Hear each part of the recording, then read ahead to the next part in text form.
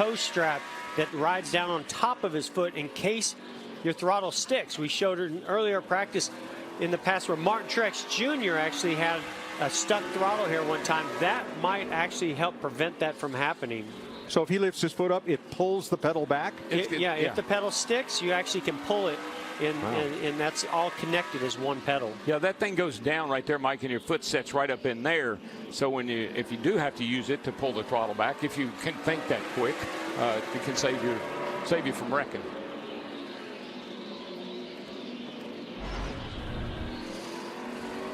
Nice straight shot off that corner. That's what you like to see. You want those left side tires right up against that curb, not on the curb, right up next to him with a straight drive. You see him really rotate the car in the center. That's always good to have as well, as long as it doesn't over-rotate. And then watch as Joey goes down here. He'll drift up the racetrack just a little bit, get that straight shot, unwind the wheel, feed the throttle wide open. That's how you get up off of the corner at Martinsville. And Mike, we used to stand on the wall and watch practice. Anybody that come off turn 4 there and the car was hopping sideways, you say, well, I don't know about that guy. May not have to worry about him. Go down to turn 1. Anybody that had to turn right a little bit, I mean a little bit, before they turn left, I don't think that guy's going to be very good either. So there's a key to getting around here, and part of it's not ever turning to the right and getting sideways off the corner. Now, in the past, especially the last few races with this Goodyear tire that they had before the one they brought to this race this weekend, you had to be careful in those first laps. You had to make sure you didn't abuse the tires, overuse the tires, wear the tires out in the early stages of a run, because as the long runs would start to occur in the race, a lot of fall off, a lot of rear wheel spin and grip loss.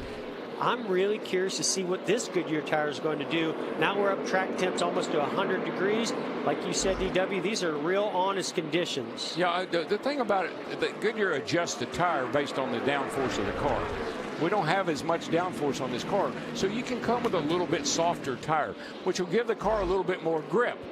The question is, how long will it hold up? How good will it be on the long run, and what will the wear be like? I think that's something these guys are monitoring. Yeah, and I've talked to some, and I think Larry could probably allude to this a little bit more too. I'm hearing that they don't feel like there's any extra grip in this tire, but it is laying down a lot of rubber. Larry? Yeah, and it's only the right side. This is the same left side tire that we've ran here for a couple of years.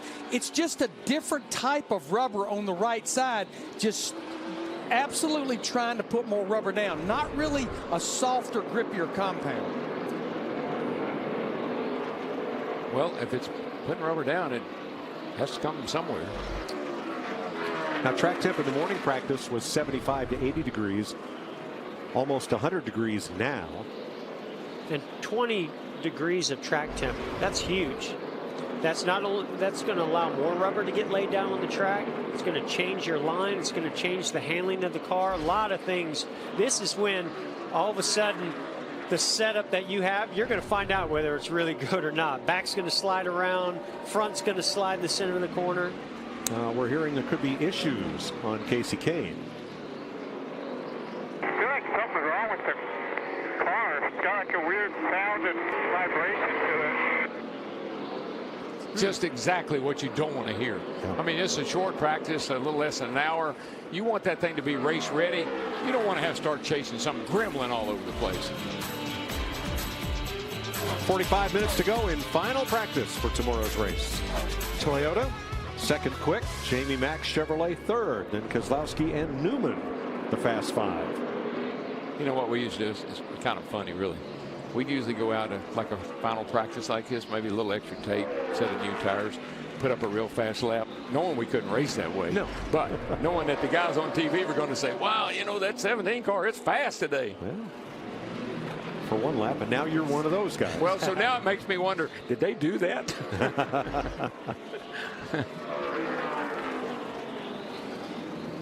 So Boyer has the fastest single lap. What's up with that car, Jamie? Yeah, he's coming up. He's been so happy since finishing third last week, and he started off pretty quick here in this practice session, but he just said, I need more front turn. Let's put some wedge in it. So Boyer brought it back to his garage stall. Bugger Ravitch, his crew chief, going to work to help that car, and they want to go out and put some more laps together. Longer run, the better. 6 drivers have already made 20 or more consecutive laps. Daniel Suarez, who backed it into the wall yesterday in practice, in a backup car and going to school.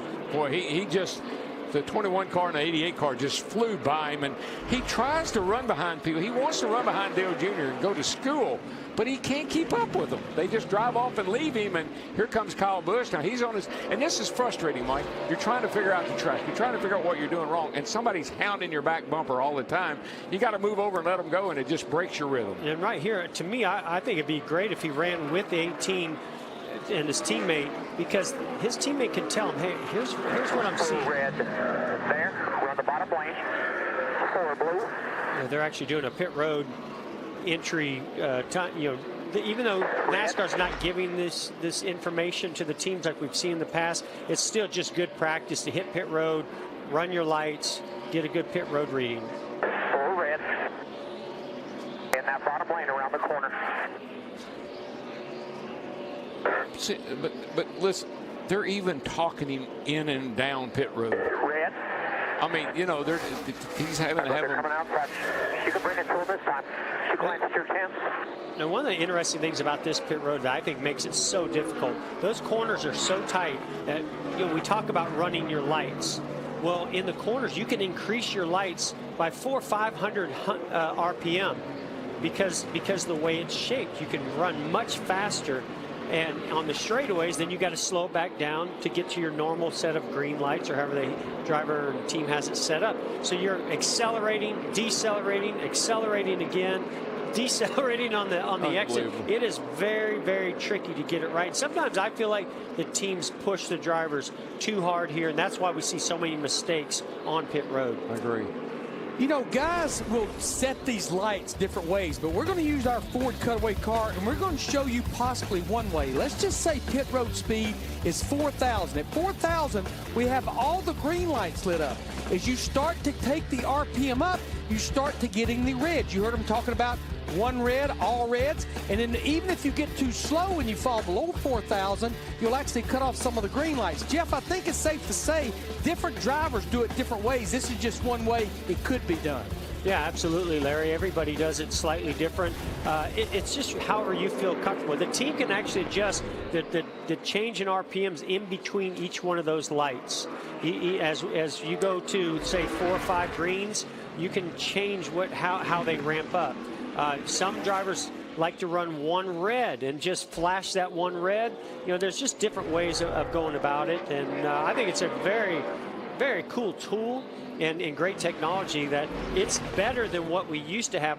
It's just getting used to it and trying to dial it in to maximize everything. I asked Richard Buck and those guys in our meeting we had last week, if I was a driver that wasn't really all that good at the lights, could I just put a button in my car, like a limiter? Cruise control? Yeah, like a limiter. Could I do that? And they said, no, you can't do that. No, because they want the driver to drive the car. Well, the driver would be holding the button. He'd be pushing that. I don't know. I'd have to figure out something. Those lights drive me crazy. Well, as this rubber gets laid down from those right side tires that Goodyear brought, starting to see some drivers search around. Watch Ricky Stenhouse Jr. run a little bit higher line. As some of the drivers are running more laps, I keep seeing them getting higher and higher and higher. Like that. Getting higher. I like that too. Higher. Higher. Clint Boyer still quickest. 38 minutes to go. The end of the week. Working. Final practice, just as you're making your notes for viewing, today's truck race is on Fox. Tomorrow's Cup race is right here on FS1. So I hope you join us for 500 miles around 500 laps around April Fool. 500 laps around Martinsville tomorrow. I was going to say 500 miles around this joint. That would take a while. Be here a couple of days. Chase Elliott's on the pole for that race later on this afternoon. I think Chase is a guy that's just wanting to put some laps, needs some laps, running today. I know I heard him do an interview. He said, I've talked to Jeff Gordon, I've talked to Jimmy Johnson, I've talked to Dale Earnhardt Jr., I've talked to Casey Kane. I still don't know how to get around this joint. Well, let's hear how he feels about the balance of his car. I felt better about that. You know, I'm still kind of questioning where my balance needs to be, but I felt, consistent with what I was doing and a little better.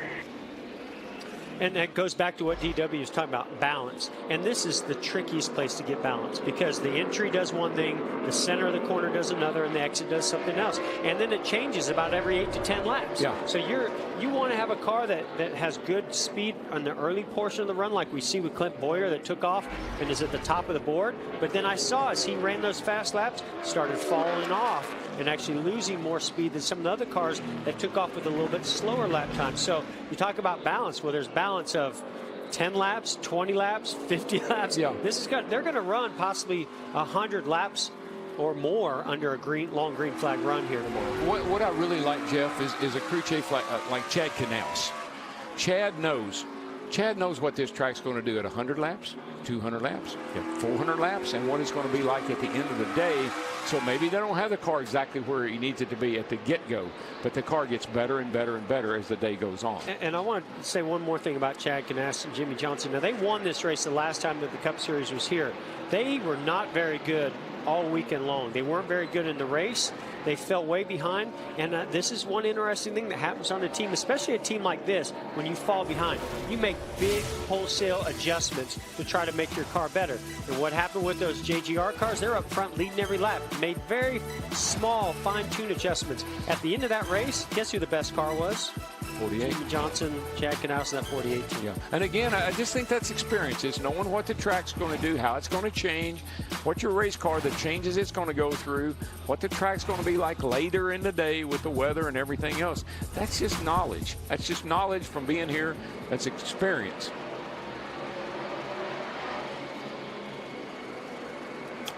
Let's go over to the other Chevrolet side of the garage, and here's Jamie.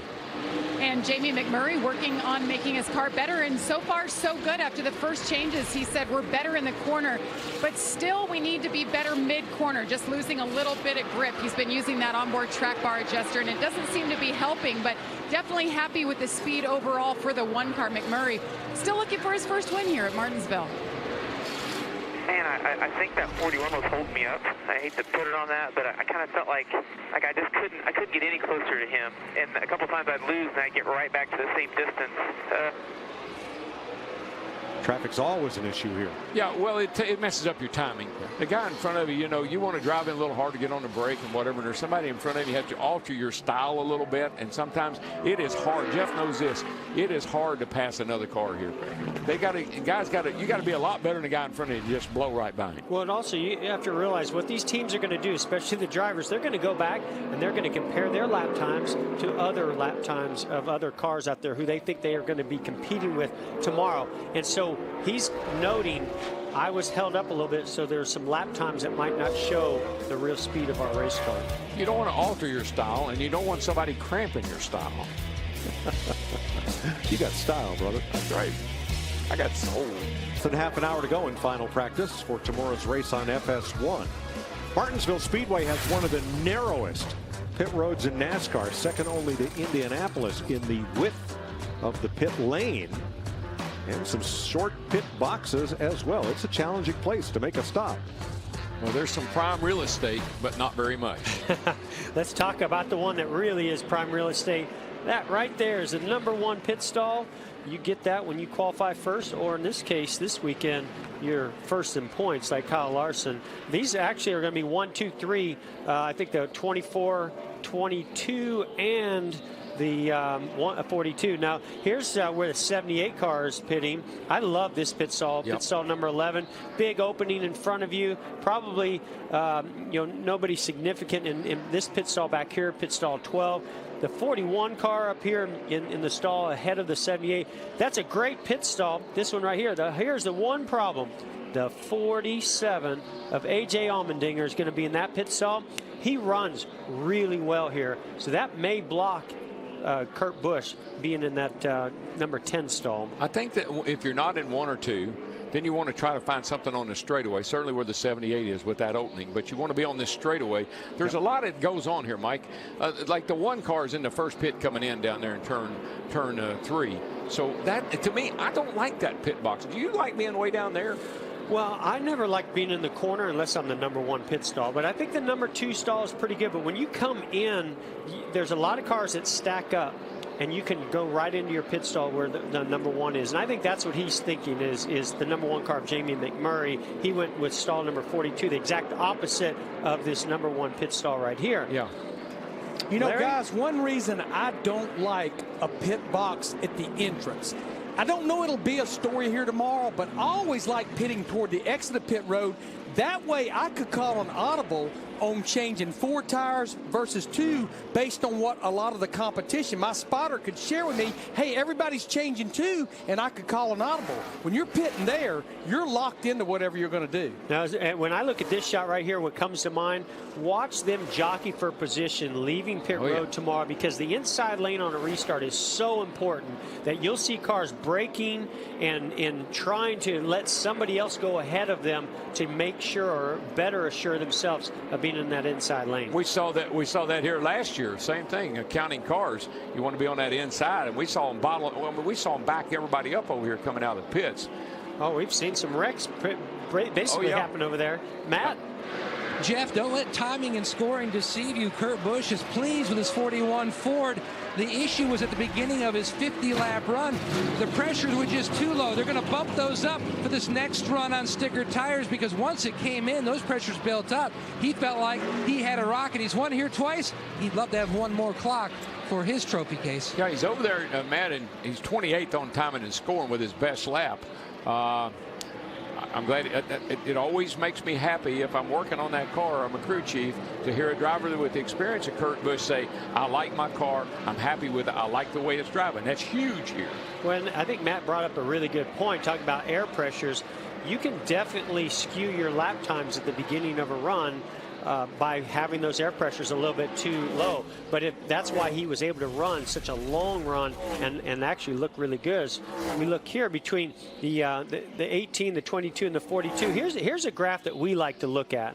And so, you know, you've got this red line, and I'm not exactly sure who's with the red. I believe the white line is actually the 42. Okay, I got it. So the white line is the 42. Now, one of the things I watched about the 42 car, he didn't start off great, but he started running the high line right around this section right here.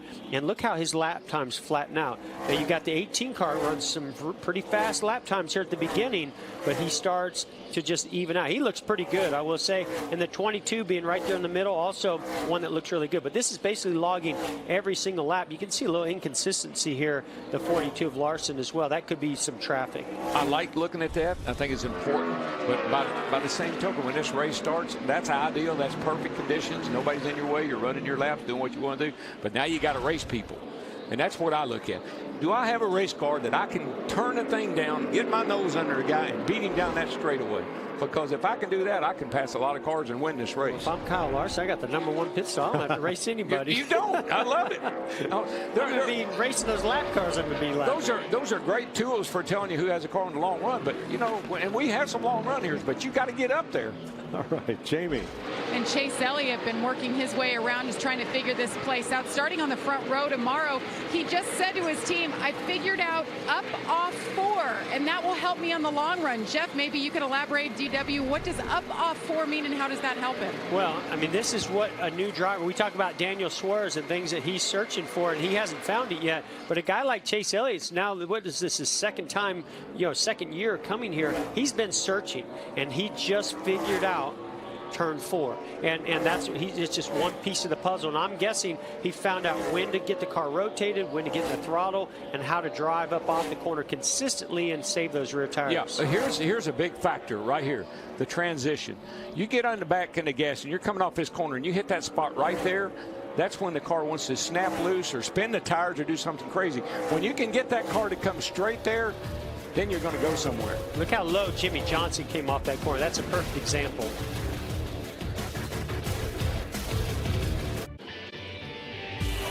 Today's fastest laps brought to you by Can-Am. Here are the 2 drivers that have been fastest today. Kyle Larson in practice 1, Kyle Busch in final practice. Another Kyle and Kyle show? Are you kidding me? Yeah, it could be tomorrow. Becoming a weekly thing. It would not surprise any of us. No, it wouldn't. I think we're looking, when I look at the top 10 cars mostly, maybe top 12, those are guys that I would expect to win there's some winner in there somewhere. Those guys in there, and they know this racetrack. They've got the most experience. They got the best crew chiefs. They got the most knowledge. Those are guys that can win this race. Well, and something, and I haven't tracked the two of Brad Keselowski as much in this practice of these, watching every single lap. He was the best car in the long run the last time that the Cup Series was here. He closed up 3 seconds in the final 80 laps on Jimmy Johnson, the leader. Now here's a car that I'm watching right now, and that's the 18 of Kyle Busch. He's on about a 20 lap run right now, and boy, that car looks really, really good, very consistent. Look at those numbers, though. 9 for Keselowski, or for Johnson, and 5 for Denny Hamlin, and 2 for Keselowski. That's pretty. That's a small number of guys. Hamlin's 5 wins.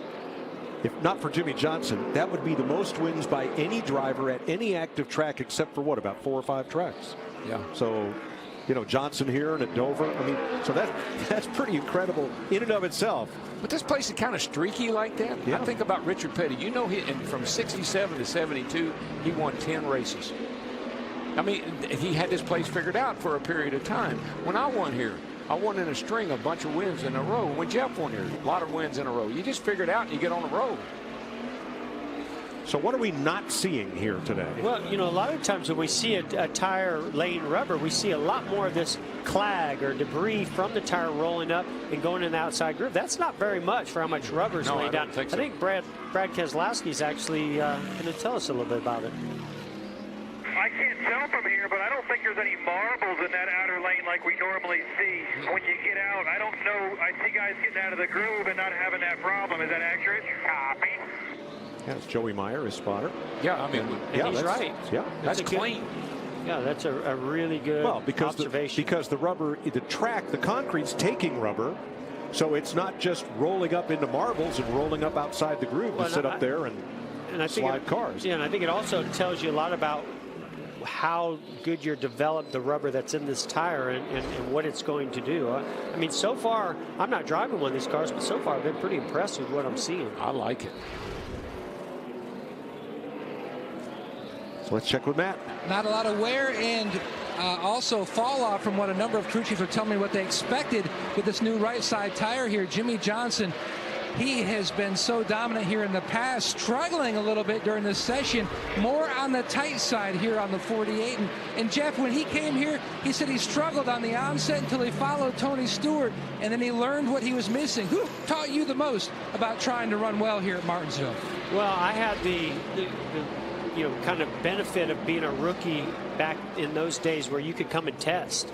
And I tested here, and I don't remember who we were here testing with, but I was getting beat every single lap. And I just kept trying to figure it out. I bet we made 1,000 laps here, in maybe over a couple of days. And it just like with Chase Elliott, all of a sudden something clicked, and I started getting consistency and finding lap time. And I just started mimicking that, and then it came to me at the track. I was like Jimmy Johnson. He said, I've heard him talk. Oh, Jeff, I talked to Jeff. I talked to this driver, that driver. Nothing was making sense. I followed all these guys, but I finally, in the race on a longer run, got lapped by Tony Stewart, and then it clicked. So there's a lot of different ways it can click for you. Now, we've been talking about this exit of turn number 4. Let's show you a couple of different drivers' lines that we've superimposed for where they get to that important transition Darrell talked about and what attitude the car is facing when you do. And that's what I like to look at, is the angle of the car, where the nose is at coming straight at us, as well as how low. And Jimmy Johnson diamonds the center of the corner a little bit more, comes off much lower and straighter.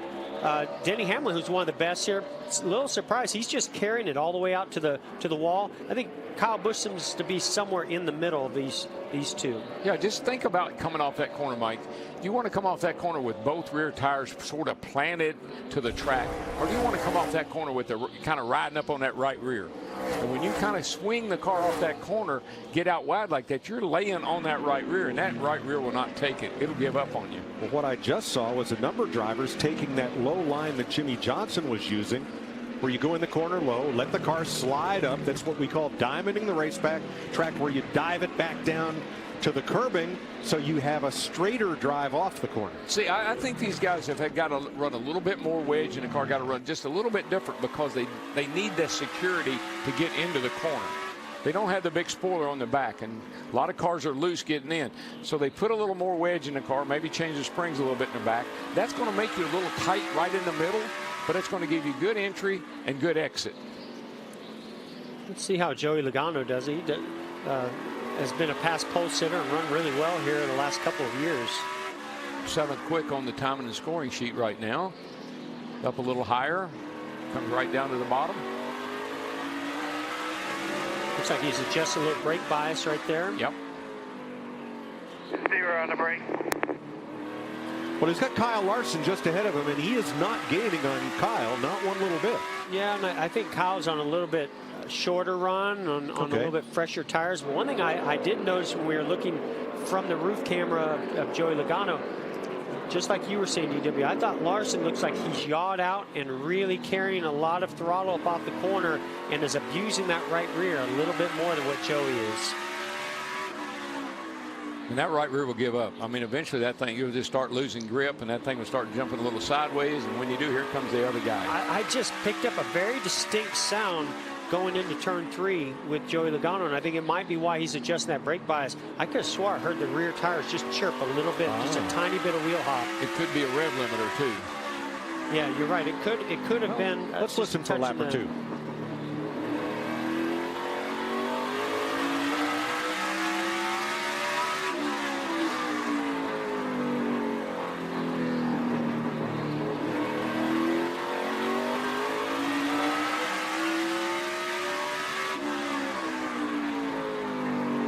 I saw the RPMs just move around just a little bit as he went into turn 1. So I think he's just right there on the edge of the rear grip, and he's on a little bit longer run than some others.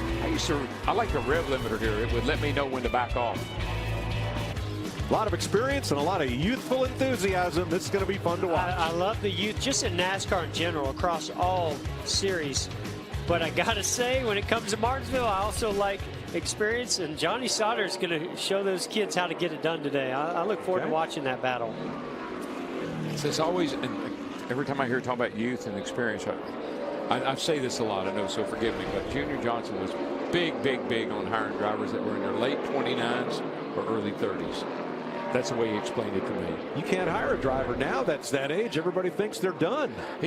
Junior said that's when the guy, somebody's paid for his experience, yes. And it ain't going to be me. But hey, then Rick Hendrick must be the genius, because he hired Jimmy Johnson when he was about 29 or 30. That's right. I'm just telling you, there's a formula there.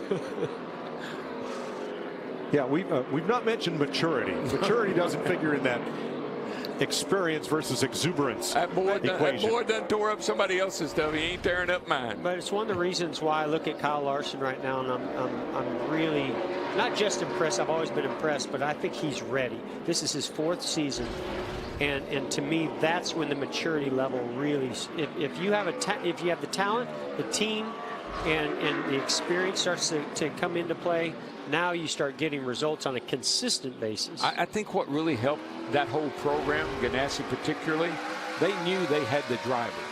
They had a driver with talent. We all stand up here every week, and we'd say that before we even started getting close to winning a race or running up front.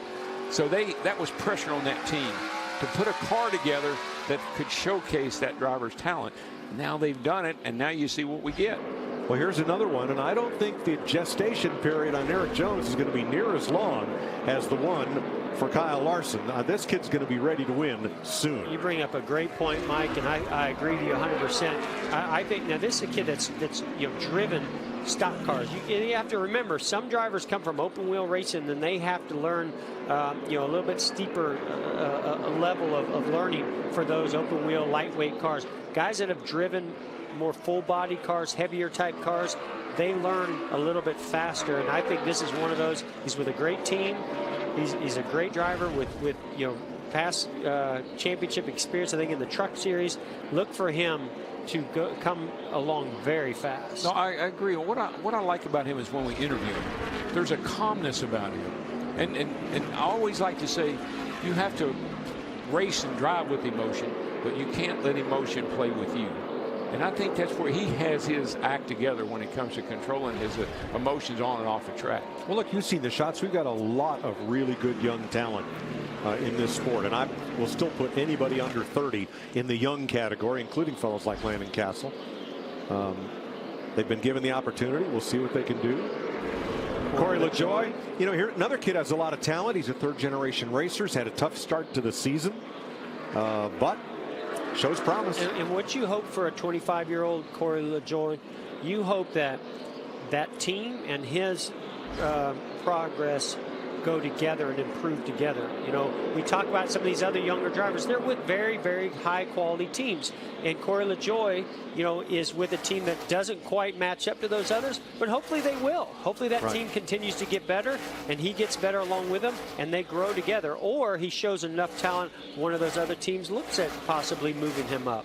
Now, the number on the right, that's their order of speed in this practice. But look at all these young drivers hungry for a win. Yeah, Mike, I got to say this real quick. A lot of young drivers come in and ask for advice. And I tell them, I say, look, don't take a 20th place car. Don't take a 15th place car and try to win with it. You know who ends up looking bad when you do that? You do.